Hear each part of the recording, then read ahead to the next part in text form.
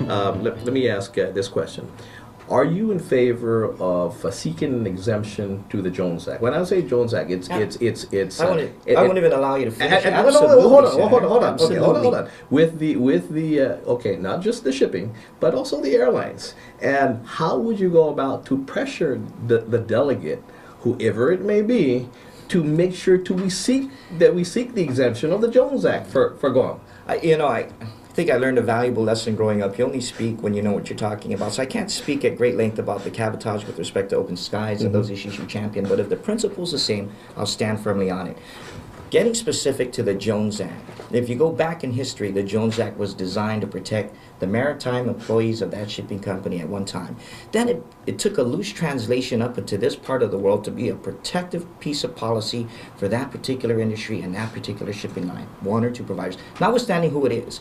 So going back to the first question about Guam Memorial, would you outsource it, or things that came from the sale of GTA, I really believe if you open up shipping, a lot of good things can come from that. Now, there are exemptions to the Jones Act. So maybe to clarify, your question is total exemption? Absolutely. But let me see with the Jones Act, because the Jones Act, and the Senator will know this as well, the Jones Act is all-inclusive. It's the one name that has oversight of cabotage as well. So the Jones Act is what it is the umbrella, and cabotage If I had to say yes or no on the the all or nothing, it's an absolute yes. Now, I want to speak to the second issue. Okay. You asked, there was a part B to your question about if the delegate was there, what could we do to pressure the delegate?